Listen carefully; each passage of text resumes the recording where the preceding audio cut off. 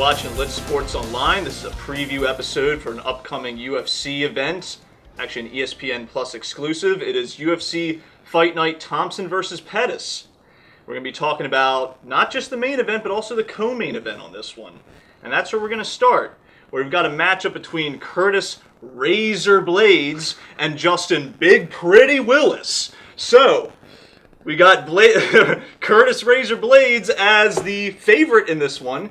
He's minus 280 on the betting odds. And then we got Big Pretty Willis plus 250 on the betting odds. So, seems like the odds makers on OddsShark are just not really liking Justin Willis.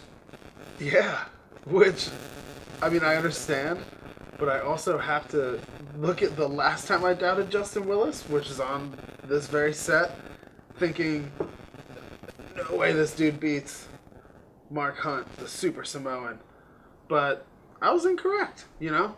Justin Willis came out, his striking's way better than I thought it was going to be. But he's coming up against Curtis Blaydes, a guy who's a phenomenal wrestler, just overall just well-rounded, super well-rounded. His resume's great. He beat Alistair Overeem. He's fought Francis Ngannou twice. Fortunately, lost both times. But it's this guy who was basically on the cusp of title contention until his last loss to Francis Ngannou versus his Justin Big Pretty Willis. And I just got to stop for a second and say, this fight is the most hilarious nicknames I've seen in a while. We got Razor Blaydes versus Justin Big Pretty Willis. The only one that's better than that is Derek Lewis, the Black Beast, which is hilarious. And there's a dude who's like a light heavyweight. His name is the Killer Gorilla. That's pretty goddamn funny, too. Anyway, Justin Willis came out last fight and just impressed the hell out of me, man. I mean, anytime you beat Mark Hunt, you're doing something right, you know, and your striking game can't be that bad because Mark Hunt's one of the very few people in MMA history to compete at the highest level of MMA and also hold the distinction of being a K1 Grand Prix champion, one of the premier kickboxing organizations in the world. He's coming up against Curtis Blaydes, who is a JUCO national champion and just a phenomenal wrestler with a very, very well-rounded game who has proven in his last couple fights that his striking is catching up to his wrestling, and he's becoming a very, very well-rounded fighter. And he's not just kind of a one-trick pony who has to come in there and has to get the takedown to win the fight. He's able to use some striking fundamentals to control the distance and control the fight a little bit more. But like I said, man, Justin Willis surprised me before, and I am not counting him out this time either. His striking is much better than I thought it was going to be. He's got some very explosive takedowns. He's just a very, very powerful dude. Not to say that Curtis Blaydes isn't, but it's not a bad bet, you know, plus 250 to throw a little bit of money on Justin Willis. Yeah, I mean, honestly, if I was bet on this one, I'd probably go with Willis because, why not? You know, to me, this even though, you know, going by the rankings here, they've got, you know, Justin Willis at number 11 and Curtis Blaydes at number 4, but I mean, honestly, on paper, like, it's an interesting matchup because you got Willis, you know, he's got the higher BMI, he's more compact at 6'1", 264, compared to Curtis Blaydes at 6'4", 265. You got an orthodox fighter in Blaydes versus a southpaw in Willis. I mean, there's some interesting things to take into consideration here, but like you said, Willis coming off of that big win makes you think, like, hey, why couldn't he get an upset here? And I mean... Yeah, and the other thing that I really have to take into as a factor is the fact that Justin Willis' last fight was a little while ago. He's had a pretty long layoff, and I don't think it's because of injuries. I think it's just he just hasn't scheduled a fight. So you got to assume that Justin Willis is fresh, is like, you know, raring to go after a long time of inactivity. Curtis Blaydes is coming back relatively quickly after a knockout loss to Francis Ngannou, and While it wasn't like 3 months ago, but when you get hit with a big shot like that, you probably shouldn't be doing any contact for 6 months. You know, you probably shouldn't be sparring for 6 months. And I think he's coming back within 6 months of that fight. And it's a pretty quick turnaround. And that could have a factor, and I think it makes sense as far as Curtis is considered, because he just wants to move past that loss. He wants to put it behind him, especially considering it's the second loss to that guy.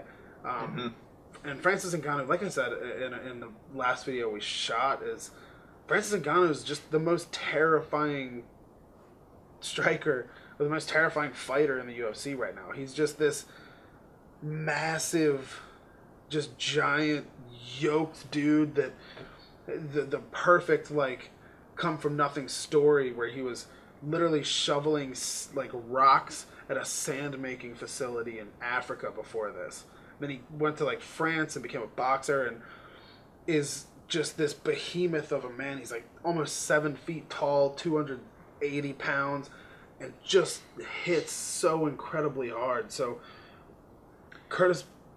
Well, and yeah, and that's why I wouldn't totally write off Curtis Blaydes here. Well, of course you can. He's the favorite, but yeah. But I mean, you got to look at the fact that you look at the records: 10-2 for Curtis Blaydes versus 8-1 for Justin Willis. Of course, you can't just look at records. You got to look at who they fought and all that. But yeah. His 2 losses, both against Ngannou, who we know is a top-tier fighter at this point. That's true. And the first fight was due to a doctor's stoppage due to his eye swelling up. But, I mean, that eye is only swollen up because this terrifying monster of a person punched him in the face. And I do like the fact that there's 2 guys, one who has 11 fights, one who has 9 fights. Curtis Blaydes is 10-2 and 1 no contest, which means something screwy happened.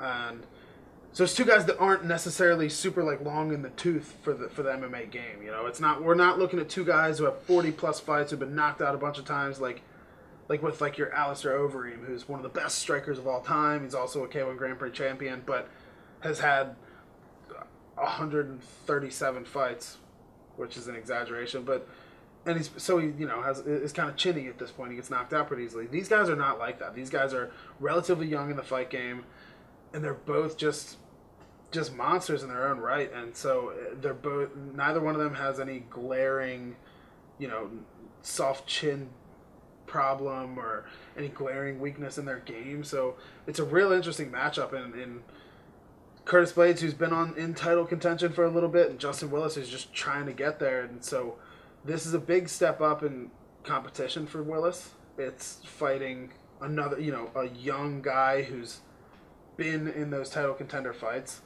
And so this is going to kind of... this fight will launch Willis into title contention and put Curtis Blaydes back quite a bit.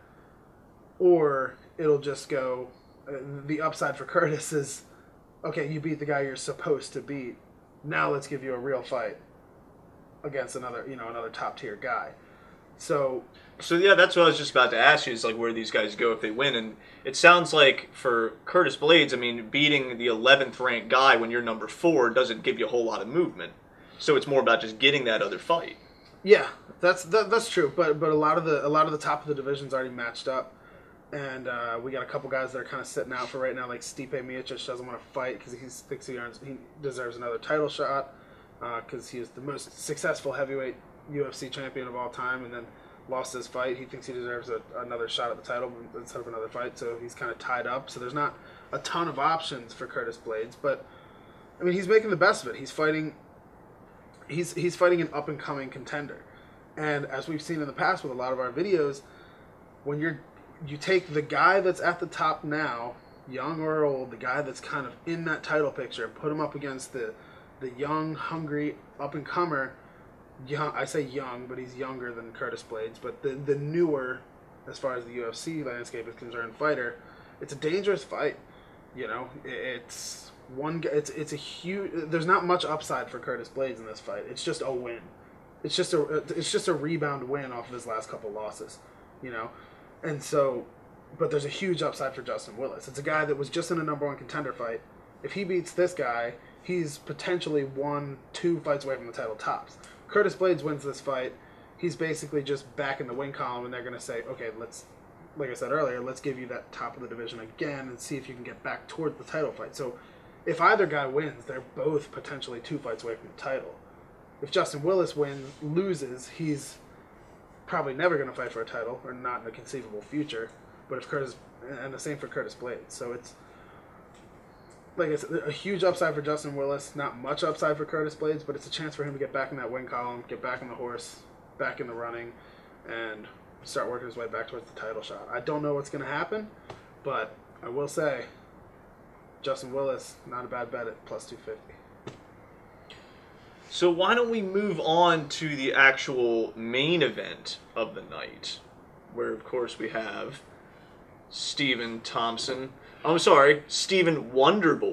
Thompson versus Anthony Showtime Pettis. So we got Thompson at number 4, Pettis at number 8, according to the rankings we have. And so with Thompson, it's a minus 460 on the betting odds. Pettis a plus 365, which I think is also pretty decent in terms of giving you a nice cushion there if you bet on him. But I mean, what do you think about this fight? I mean, do you think Thompson has it in the bag as the favorite, or? I think so. This fight is really interesting because it's so first off, the stylistic matchup is great.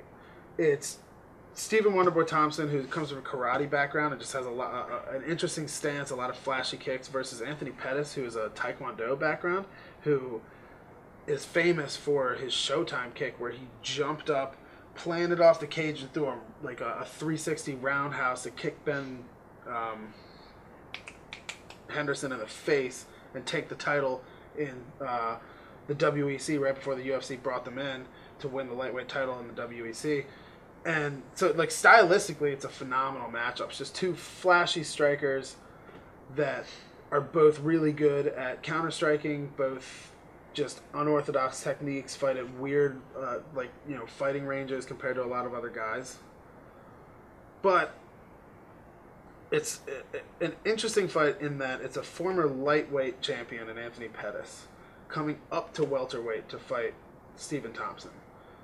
Now, Pettis is never a guy that you saw fight at lightweight and thought he was too big and the weight cut was affecting him too much and he needed to jump up a division. In fact, he fought at featherweight at 145 a couple of times. So, to me, Pettis is very small for the welterweight division. For 170 pounds, Pettis probably has to cut 5 pounds to make that weight limit. Maybe 10 tops if since he knows he's going to fight at welterweight and doesn't have to strictly diet and restrict his weightlifting and all this stuff. But Wonderboy Thompson is just a bigger guy. He's much longer, just a better reach, and his style, since they both like to fight at a similar range, that can be very, very problematic for Anthony Pettis. They both like to stand at kind of a long-distance striking range and move in and out with their strikes and control the distance with their kicks. And so since they both have that similar style, the guy who has a slightly longer reach has a pretty good advantage in that range. And Wonderboy, we've seen have power in a lot of his long-range kicks and his long-range punches, and so it's a dangerous, dangerous fight for Anthony Pettis. He's a former lightweight champ. He's about as tough as they come. His last fight he lost only because they stopped it in between rounds because he broke his hand. He was fighting Tony Ferguson, who's the former interim lightweight champ, who, again, has a longer reach than Pettis and likes to fight at that long range. So it was a real dangerous kind of gritty fight. And Pettis wanted to keep going, but one of the things that, since he broke his hand, one of the things that you want to do if you break your hand is you want to start using elbow strikes, which is one of the fortes of Tony Ferguson. So basically it was just the fact that his corner and head coach Duke Rufus said that leaving him in that fight, whether he won or not, just too high of a risk of just serious injury. Either A, injure the hand a lot more, or B, take a lot of damage to the head from just being forced to get in close and forced to fight in a style that you wouldn't normally fight. So, like I said, Anthony Pettis is tough as hell and definitely stands the chance to take some shots and just walk through that range regardless of the fact that he's getting hit and try to put the pressure on. But if they both try to strike in that same style, I think Wonderboy has an advantage. Pettis could submit him by all means. We've seen Pettis submit Ben Henderson. We saw him submit Michael Chiesa. He has a phenomenal ground game. Not a super strong wrestler, so his takedown game isn't the most powerful takedown game. And so, since you've seen Stephen Thompson fight guys like your Tyron Woodleys, your Damian Maia, your Jake Ellenberger, these Damian Maia, who's a phenomenal jiu-jitsu practitioner, and then the other two, Ellenberger and Woodley, who are both phenomenal wrestlers, none of them could get him down. They didn't get Tyron Woodley, who can take down anyone he wants, was not able to take and hold Wonderboy Thompson down. So the chances of Pettis doing it don't seem that high to me. And if it's going to be a forced matchup for Pettis to stay on the feet in that striking range that he likes to fight at, that's just a bad spot for him to be in against a bigger guy who also has a very varied and rangy and effective striking game in that realm. Well, let's also discuss what's going to happen if, say, Pettis wins versus Thompson wins, like where these guys go after that. That's a really good question. So, since it's a guy that no one, like I said, we didn't expect him to jump to welterweight for anything. I think he just likes the matchup. I think it is a fun fight. So I think he just wanted to do it because it's a fun fight and it's a fan fight or a fan friendly fight. But so it kind of makes the stakes a little kind of like wishy-washy, you know?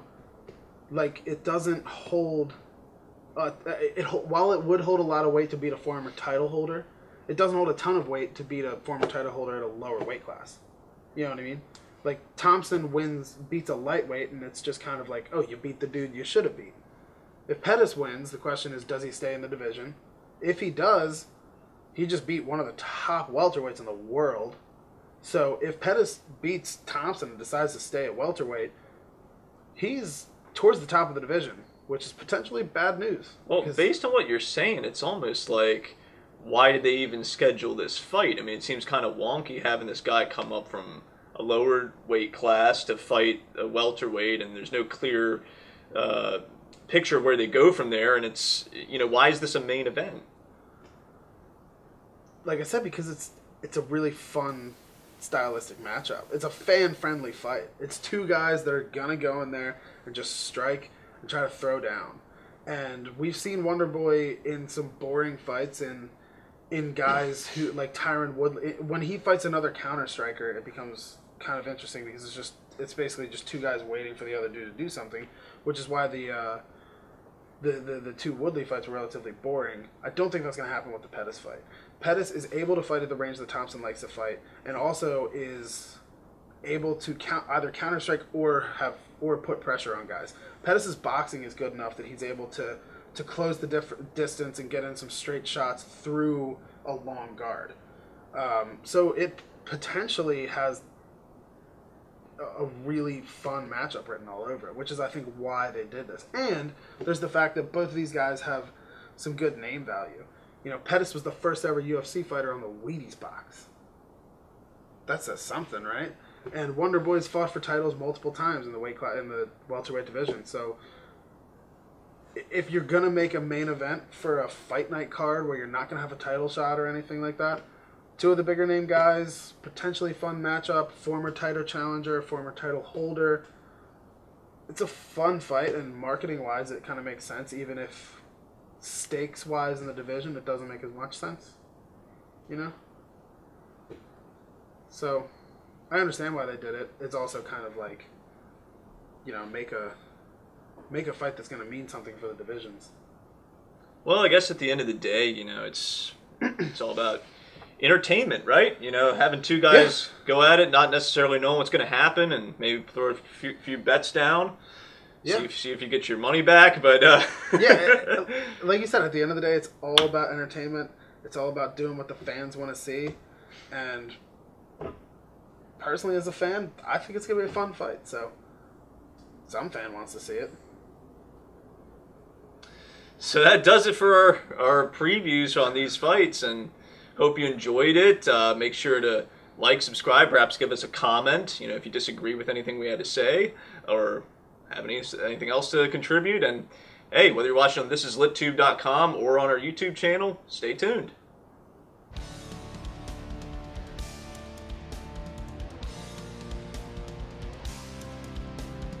We only really have to get worried if Google buys Disney. Because then Google will own all of the entertainment and all of the robots. And they will then make an army of Terminator Mickey Mouse that will take over the world. And it'll be called HoHoNet. They're only building the Death Star. Oh!